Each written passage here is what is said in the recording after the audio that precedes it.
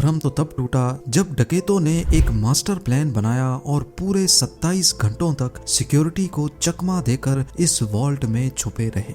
GeM TV की videos में एक बार फिर से खुशामदीद। नाजरीन, ये मास्टर प्लान था क्या और ये हिस्ट्री की सबसे बड़ी बैंक रॉबरी क्यों मानी जाती है, इस पर बात करने से पहले हम सीधा चलते हैं 19 जुलाई 1976 वाले दिन पर। मंडे के दिन का सूरज निकल चुका था और फ्रांस के शहर निस में सोसाइटी जनरल नामी बैंक में स्टाफ मेंबर्स पहुंचना शुरू हो चुके थे। ये बैंक आज के दिन तक दुनिया का सबसे सिक्योर्ड और सबसे मजबूत वॉल्ट रखने वाला बैंक माना जाता था। हुआ कुछ यूं था कि रूटीन के मुताबिक बैंक स्टाफ वॉल्ट को खोल ले गए। ये एक बहुत ही हैवी दरवाजा था जिसमें इंतहाई कॉम्प्लिकेटेड लॉक लगा हुआ था। उन्होंने लॉक कॉम्बिनेशन लगाया लेकिन दरवाजा नहीं खुला। अब यहाँ ये जानना जरूरी है कि ये दरवाजा पहले भी कई बार मसला कर चुका था, क्योंकि इसका वजन करीब 20 टन था। इसी वजह से अक्सर औकात ये फंस जाया करता था। बैंक स्टाफ को लगा कि हमेशा की तरह आज भी ये फंस गया है, तो उन्होंने वॉल्ट बनाने वाली कंपनी से कांटेक्ट किया। आधे ही घंटे के बाद कंपनी के एक्सपर्ट्स बैंक में आ गए और दरवाजे को खोलने की कोशिश करने लगे। लेकिन हैरत की बात यह थी कि इस बार कंपनी के एक्सपर्ट से भी दरवाजा नहीं खुल रहा था। उन्होंने कई मर्तबा अटेम्प्ट्स किए लेकिन ये दरवाजा किसी सूरत खुलने को तैयार नहीं था। बात अब सीरियस होती जा रही थी क्योंकि कस्टमर्स की लाइन लगी थी और ये अब बैंक की इज्जत का सवाल था। आखिरकार 3 घंटों के बाद उन्होंने फैसला किया कि वॉल्ट की दीवार में ड्रिल करके सुराख करके देखा जाए कि आखिर दरवाजे में ऐसी क्या चीज फंसी है। वॉल्ट के दरवाजे पर किसी फोर्स्ड एंट्री के निशानात भी नहीं थे और इसकी चारों दीवारों पर भी किसी किस्म के निशानात नहीं पाए गए। हैवी ड्यूटी ड्रिल मशीन से सुराख करके जब अंदर झांका गया तो क्या देखते हैं कि वॉल्ट के दरवाजे को अंदर से किसी ने वेल्ड करके बंद किया हुआ है। ये मंजर देखकर इस पर यकीन लाना काफी मुश्किल था, क्योंकि वॉल्ट में जाने का सिर्फ एक ही रास्ता था। ना ही इसके अंदर कोई रोशनदान था और ना ही कोई खिड़की, यानी वॉल्ट के अंदर जाना इम्पॉसिबल था। अब ये देखकर सबको इतना एहसास तो हो चुका था कि यहाँ कुछ न कुछ एबनॉर्मल जरूर है। उन्होंने मशीनरी मंगाई और वॉल्ट की दीवार को तोड़कर अंदर जाने का फैसला किया।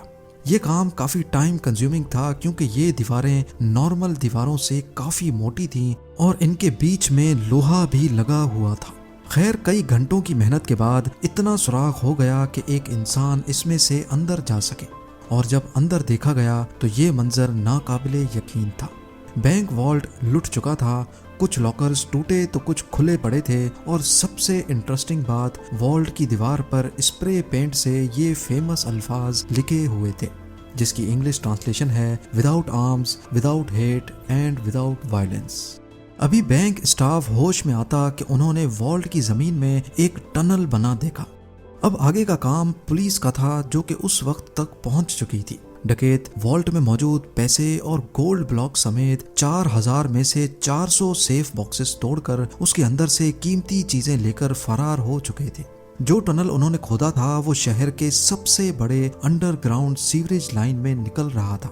वहां पुलिस को काफी सबूत मिले जिसमें टूल्स और 27 गैस सिलेंडर्स भी थे जिसकी मदद से डकैतों ने वेल्डिंग टॉर्च चलाई थी। ना सिर्फ इतना बल्कि सीवरेज लाइन में ताज़ा हवा के लिए वेंटिलेशन इक्विपमेंट और करीब 1 किलोमीटर लंबी इलेक्ट्रिकल केबल भी पाई गई। ये लूट $20 मिलियन से भी ज्यादा की थी, जिसकी आज कुल मालियत $110 मिलियन या फिर 900 करोड़ रुपयों के बराबर बनती है। ये ना सिर्फ सेंचुरी की सबसे बड़ी बैंक हाइस्ट थी बल्कि इस पुलिस इन्वेस्टिगेशन को भी फ्रांस की सबसे बड़ी इन्वेस्टिगेशन का दर्जा हासिल है। खैर, ये बात अब पूरी दुनिया में फैल चुकी थी। बैंक की रेपुटेशन को तो अच्छा खासा नुकसान हुआ ही था, लेकिन ये फ्रेंच पुलिस के लिए भी बहुत अफसोस का मकाम था। अगले कई महीनों तक पुलिस ने एड़ी चोटी के जोर लगाए, आसपास के लोगों को पकड़ा, बैंक स्टाफ को इंटरोगेट किया, लेकिन कहीं से भी डकैतों का कोई सुराग ना मिल सका। फिर 3 महीनों के बाद अक्टूबर 1976 में पुलिस को एक बहुत बड़ी लीड मिली। डकैतों के ग्रुप का एक मेंबर अपनी ही गर्लफ्रेंड की टिप पर पकड़ा जा चुका था। पहले तो वो मान नहीं रहा था, लेकिन जब पुलिस ने उसकी तबीयत साफ की तो वो फट पड़ा और पूरी गैंग का नाम ले डाला। पुलिस के लिए हैरानगी की बात यह थी कि ये गैंग छोटी मोटी चिंदी चोरियों के लिए फेमस हुआ करता था। इतनी बड़ी बैंक हाइस्ट इन्होंने ही की थी, ये बात कुछ हजम नहीं हो रही थी। इस प्लान का मास्टरमाइंड असल में कोई और ही था। इंटेरोगेशन के दौरान गैंग मेंबर्स ने पुलिस को एक शख्स का नाम दिया जो कि उनके मुताबिक चोरी का मास्टरमाइंड था। ये एल्बर्ट स्पाज़्ज़ियारी नामी शख्स असल में एक फोटोग्राफर था। जब पुलिस ने इसको अरेस्ट किया तो ये कहीं से भी क्रिमिनल नहीं लग रहा था। सिंपल ड्रेसिंग, सिंपल लाइफस्टाइल और शहर के आउटस्कर्ट्स में एक नॉर्मल से घर में रहता था।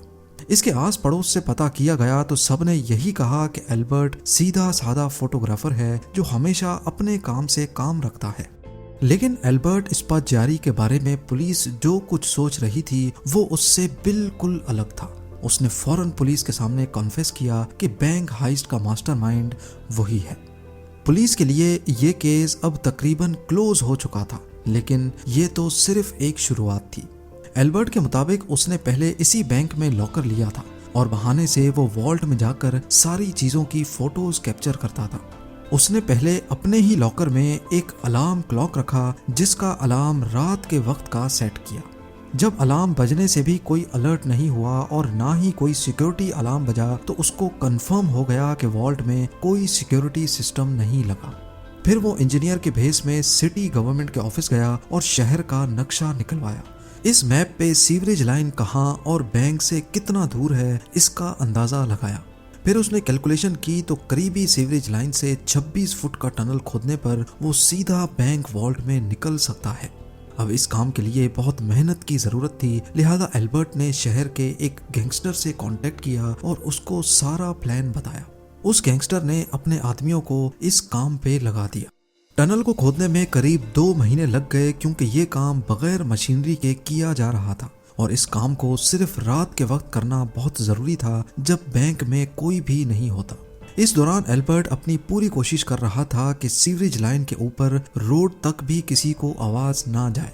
फिर 18 जुलाई सैटरडे और संडे वाली रात को वो वॉल्ट में फाइनली दाखिल हो गए।